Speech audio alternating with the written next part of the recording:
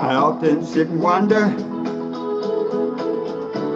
how things could be this way. I guess we'd better tell them this is a brand new day. Don't leave it up to the other man or to another day. Take your life into your hands, make it work out your way. It's not the number of times you stumble down and fall upon the ground. It's the number of times you pick yourself up and keep on moving on to meet your goal. Come on, everybody. Come on, everyone. The time of love is here. Let these troubles fade behind. I'll tell you. Good morning, good morning, good morning. Hey, Q-Man. Quentin, thank you for joining us today. Let's see, Sherry, what you say, baby? Lynn, wow. What a good group this morning for Motivation Monday. And today, you know what? We just had an incredible event last night. I spoke at the a commemoration of the 59th anniversary of the March on Washington. And I guess I've been around a while because I was one of the few people that had actually attended the March on Washington in 1963. I was a baby, 2 months old. I was alive, I was conscious, and I was a part of it. And one of the things that really stood out to me was the idea that everything changes, that everything moves in cycles. As you know, our message today is based on our book, The 12 Universal Laws of Success, and have one of our books here, of course. And the topic I want to speak on this morning, I think, is something critical. Do you need to make a new start? Do you need to make a new start? And this is one of those topics that we go through from time to time. And one of the clues that you need to make a new start is that you are not happy, that your life is not going the way you want it to go, that you would like for different things to be going on right now in your life. And so what are the keys to making a new start? Well, number one, there's a great quote I love to share, Guy Stanley. And he said this: nothing in the universe can stop you from letting go and starting over. I'm gonna say that again because there's some powerful, impactful words there. Nothing in the universe can stop you from letting go and starting over.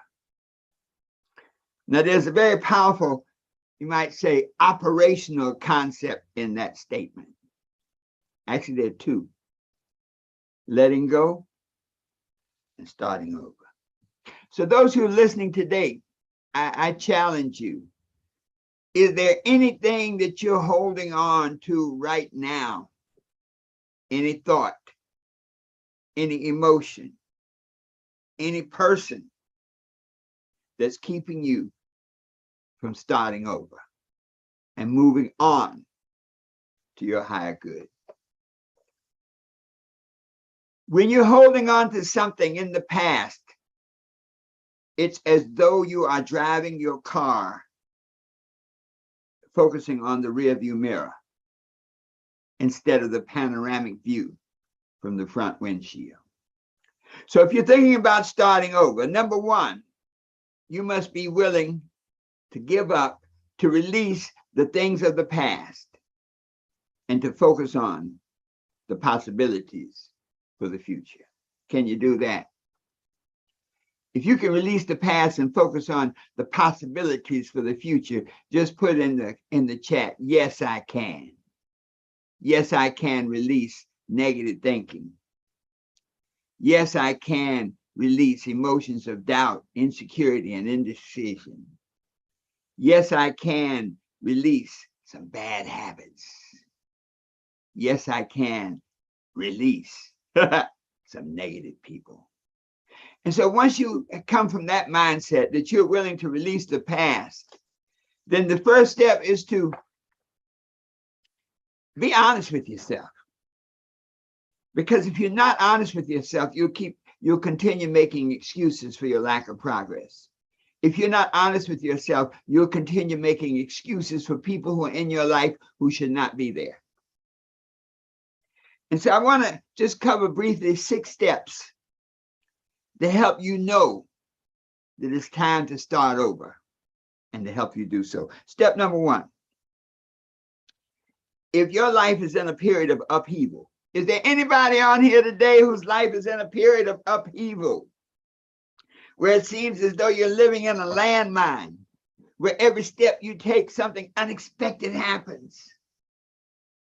If your life is in a period of upheaval, of turmoil, of disappointment, that's a sign you need to make a change. You need to make a new start. Albert Einstein said, insanity is doing the same things over and over and expecting a different result. Those of you who are watching on YouTube and on Instagram, please share the broadcast this morning. I think that it will bless someone. Realize that when we look at our lives and it's in a period of upheaval, realize that there are 4 things that are causing what we are experiencing right now: our thoughts, our emotions, our habits, and our relationships. So if your life is in a period of upheaval, you need to change. Number 2, are you at the end of your rope? There comes a time in all of our lives when we say no more. Can't take it another minute. I'm done. You know, sometimes that lack and negativity thinking can have you so boxed in that you begin to feel hopeless. Sometimes a relationship can be so toxic that you say, all I know is I got to get out of here. I don't know where I'm going to, but I'm getting out of here. In New York, the bar owners had a sign and it says, you don't have to go home, but you got to get out of here at 4 a.m. And so if you're at that situation where you're at the end of your rope, write in the chat. Be honest. First thing, be honest with yourself right now. If you're at the end of your rope, say it. I'm at the end of my rope. Because until you acknowledge that, it's not going to happen. Step 3. Are you tired of just surviving? Or do you want something better? Are you tired of just surviving? Do you want something better? If you're tired of just surviving, if you want something better, that's a sign, that's a billboard that it's time for a change. Many times we hang on, we cling on to things. We cling on to the life we have because we're not sure about the future. Many times we cling on to people who are not good for us because we're afraid that the next person may be worse. Many times we're clinging on to habits, acknowledging a feeling of powerlessness. I was talking to a young man yesterday who was literally begging for money in the street. And I said, what are you going to do with the money? I got to buy some cigarettes. I think at that moment I felt kind of teachy. I said, wait a minute, now you're out here begging in the street to buy cigarettes, something that's going to kill you. And he said, I can't help myself. So if you're tired of merely surviving and you want something better, yes, you can help yourself. Yes, you can change. Yes, Tashika says, yes, I can. Yes, thank you so much, Tashika. You see, once you make that decision that you want something better, that changes the game. Step 4. Your present life is too small for your dreams. You see, we can live our lives playing big ball a small ball. Let me explain the difference. Small ball is looking for a little job to provide a little bit of food, a little bit of shelter. Small ball is like being a wedding singer sometimes. There are people, you meet some really great groups, great performance. You say, wow, why aren't you on stage? Why aren't you on the top of the game? It's because small ball players only see small. We often say we spend so much time fighting the alligators that we don't drain the swamp. Your life should be a reflection of your dreams. And so if you're living a small life, but having big dreams, that's a cue. That's a clue. It's time to make a change. We have so many dreams in our lives, but when we accept a smaller version of it, when we say, man, I'm going to keep working on this job I hate to become something that I want to be. But many times working on the very job that you hate is preventing you from becoming the thing you want to be. I'm not knocking jobs. I'm just saying it's a mindset. There are people who look at a job as all there is, and there are people who look at a job as a stepping stone. Step 5. Your soul is calling you to do more. You see, your soul is that part of your body, that part of your consciousness that you hear it, you feel it, and it tells you to do something. Your soul may say, go for it, when your mind says it's impossible. Many of the things that people consider impossible at one day, at one time, become possible at another because somebody's soul told them to go for it. I think it was Roger Bannister with a 4-minute mile. For years, for hundreds of years, people said it was impossible to run a 4-minute mile. But Bannister, something in his soul said, you can do it. I guarantee that many of you who are listening this morning have things that you wanted to be, do, and have, and your soul was saying, go for it, go for it, go for it. And maybe you said, I don't have what it takes. Maybe you said, I don't have the education. One of our friends was sharing in her career how she got to the top of the medical field. And she was saying she was working at a hospital as like a nurse's assistant. But she was learning everything she could around the hospital. She was learning these operational procedures and how to be an operation nurse and to operate as a nurse in the operating room, even though she did not have the credentials necessary. But how her moving without the ball, how her hearing that inside, that thing in her soul says, go for it, you can do it. There came a time when there was an emergency situation, when it was a life or death situation and there was no one there but her. And I guess the lead doctor says, do you know how to do this? And she says, yes. He says, scrub in. When she finished, after that point, she became an operation nurse in that hospital forever and ever until she moved on up to the next level, got more education, etc. But the point I'm making is when your soul is calling you, the soul sees beyond the reality to the possibility. So when there's something inside you saying, go for it, do it, you can do better, you can have more, do it.